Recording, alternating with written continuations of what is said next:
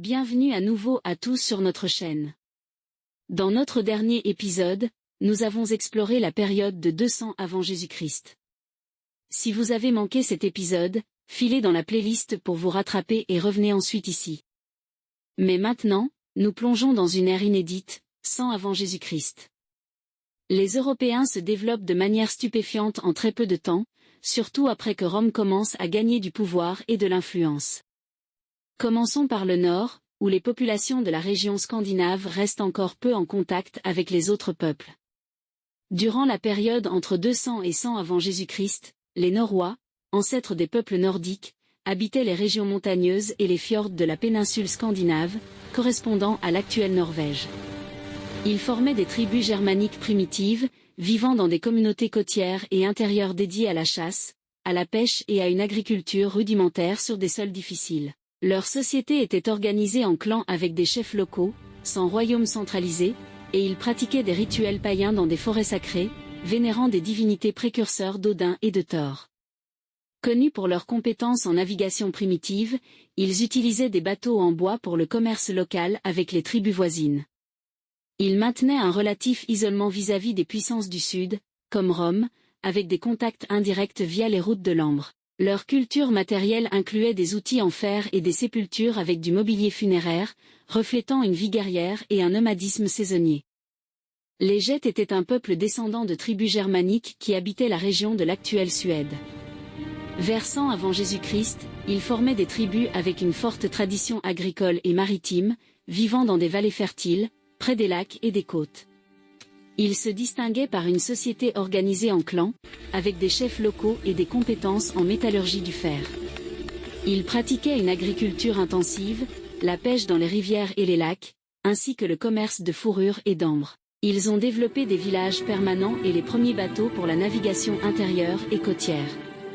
Ils vénéraient des divinités ancestrales nordiques, avec des rituels dans des lieux naturels et des sépultures riches. Leur culture jettera les bases des futurs royaumes suédois médiévaux.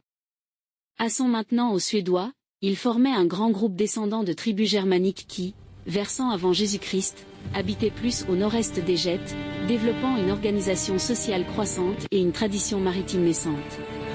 Ils vivaient dans des zones de forêts denses, de lacs et de côtes baltes, pratiquant l'agriculture, la chasse, la pêche et la collecte de fer dans les marais. Leur société reposait sur des clans dirigés par des chefs guerriers, avec des assemblées tribales et les premiers signes d'un pouvoir royal centralisé. Ils ont développé des villages permanents et des embarcations pour naviguer sur les rivières et la mer Baltique. Ils vénéraient les divinités ancestrales du panthéon nordique, accomplissant des sacrifices et des rituels dans des bosquets sacrés. Leur position favorisait un contrôle initial des routes commerciales de l'ambre, avec des contacts indirects vers l'Europe du Sud. Les Danois étaient un peuple, lui aussi descendant des tribus germaniques du Nord, qui, vers 100 avant Jésus-Christ, habitaient la péninsule du Jutland et les îles danoises. Ils formaient des tribus côtières dédiées à la navigation, à la pêche et au commerce maritime en mer du Nord et en Baltique. Ils étaient réputés pour leurs embarcations légères et leurs compétences en tant que rameurs et guerriers. Leur société était tribale, avec des chefs locaux et des assemblées guerrières, sans royaume unifié pour l'instant. Ils vénéraient des divinités nordiques comme Odin et Thor, avec des rituels dans des bosquets sacrés. Ils vivaient dans des villages de longues maisons, pratiquant l'agriculture, l'élevage et l'extraction d'ambre. Leur contact avec Rome était indirect, par le biais du commerce avec les tribus germaniques du Sud. Plus au sud, les Vandales étaient un peuple germanique oriental encore en phase de formation initiale, habitant les régions entre les rivières Oder et Vistule, dans l'actuelle Pologne. Contrairement aux groupes plus occidentaux, ils restaient relativement isolés des frontières romaines, avec des contacts indirects via le commerce de l'ambre. Leur culture matérielle comprenait des céramiques décorées et des sépultures avec des armes, témoignant d'une société guerrière. Ils se divisaient en sous-groupes, comme les Asdingis et les Silingis, et pratiquaient l'agriculture sur des sols fertiles, complétés par la chasse et l'élevage. Ils ne possédaient pas de royaume unifié, vivant dans des villages dirigés par des chefs tribaux. Leur expansion future ne prendra de l'ampleur que des siècles plus tard, comme nous le verrons dans les prochains épisodes. Dans l'actuelle Russie et Ukraine, les Sarmates formaient un ensemble de tribus nomades iraniennes qui dominaient les steppes pontiques, entre le fleuve Don et le Danube, versant avant Jésus-Christ, semblable au site dont nous avons parlé précédemment. Célèbres pour leur cavalerie lourde cuirassée et leurs archers montés, ils représentaient une menace constante pour les frontières. Ils se divisaient en groupes comme les Roxolans, les Yaziges et les Alains, chacun avec ses propres rois et une mobilité saisonnière. Leur société était hiérarchique, avec une forte influence féminine. Ils pratiquaient l'élevage de chevaux, le commerce de fourrures et d'esclaves, ainsi que des raids contre les voisins sédentaires. Ils entretenaient des relations alternées avec Rome, alliances temporaires, mais aussi conflits dans la région du Bas-Danube. Leur culture laissait des traces dans des kurgans riches en armes, bijoux en or et influences hellénistiques. Depuis la fin de la Deuxième Guerre punique en 201 avant Jésus-Christ, la République romaine connaît une expansion agressive, consolidant son contrôle sur l'Hispanie, l'actuelle Espagne et Portugal, conquises pendant les guerres contre Carthage, et annexant des territoires en Orient, comme la Macédoine après les guerres macédoniennes, entre 200 et 148 avant Jésus-Christ, qui aboutissent à la soumission de la Grèce et à la destruction de Corinthe en 146 avant Jésus-Christ.